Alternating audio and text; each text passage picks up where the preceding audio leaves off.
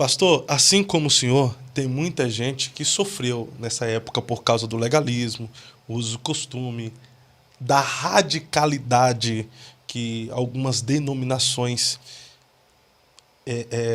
fazia, era imposta, né? Essa radicalidade era imposta por causa da fé, por zelo, por ignorância, não sei. Mas enfim, mas tem um monte de gente que sofre com esse trauma até hoje e não consegue voltar para a igreja porque tem a ideia de igreja aquele sofrimento que eles viveram no passado. Os seus pais levavam para casa a radicalidade da igreja, não tinha uma explicação, era só não pode. Não, mas não pode. Mas por quê? Não, não pode. E se perguntar mais uma vez, vai apanhar. E aí desenvolveram um trauma da igreja até hoje e não consegue. Qual seria a sua mensagem hoje para essa pessoa que está nos assistindo? Então, primeiramente, dizer que para esse grupo todo aí, eu estava inserido nesse grupo e eu sou um sobrevivente. Eu vi muitos amigos meus optarem para o caminho errado, errôneo, abandonando Cristo. Qual é o conselho que eu dou para essas pessoas? Antes de eu dar esse conselho, eu sei que esse regime todo era castrador, porque a gente não podia jogar uma bola de gude. A gente era vigiado. Na minha época, a gente era vigiado. Mas hoje eu agradeço muito a Deus por ter passado por essa escola. Porque essa escola formatou muita coisa positiva em mim. Agora, qual é o conselho que eu dou para esse grupo aí?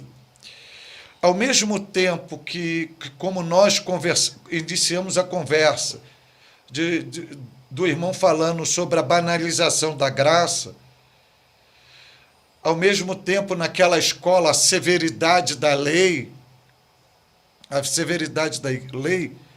qual é o conselho que eu dou a isto?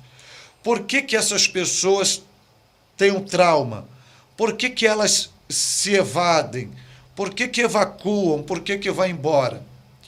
Porque, na verdade, eu não vou generalizar, mas alguma delas valorizam mais o sistema do que o próprio Cristo.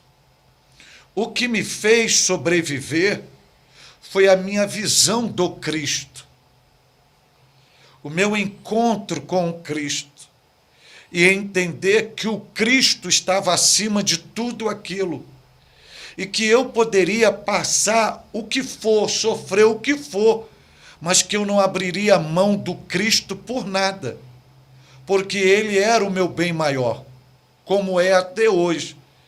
Então, uma das probabilidades dessas pessoas alimentar este trauma é porque elas investiram mais no sistema, esperaram mais da instituição do que do próprio Cristo.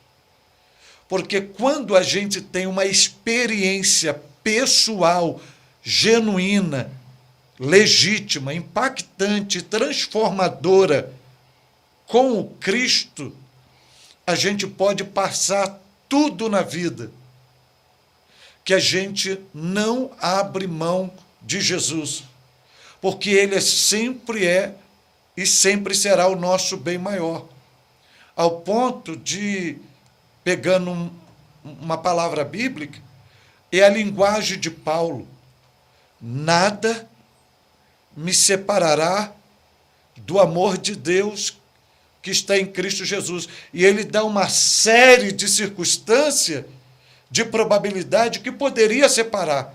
Ele diz, não, nada vai nos separar. E o verbo separar ali não é separar a garrafa da caneca. O verbo ali, na originalidade, é divórcio. É o rompimento de um relacionamento, de um casamento. Paulo está dizendo, não é Cristo está dizendo, Paulo está dizendo que não haverá divórcio. Eu não vou me divorciar. Pode me matarem.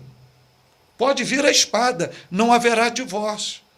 Então, quando a gente tem a convicção, a experiência com o genuíno Cristo, que a Bíblia apresenta, eu volto a dizer, o Cristo que a Bíblia apresenta, o Cristo da Bíblia, o Cordeiro de Deus, o leão da tribo de Judá, o unigênito do Pai, não há circunstância, instituição, pressão, legalismo, não há nada nesta vida que nos faz abrir mão de Jesus, a não ser que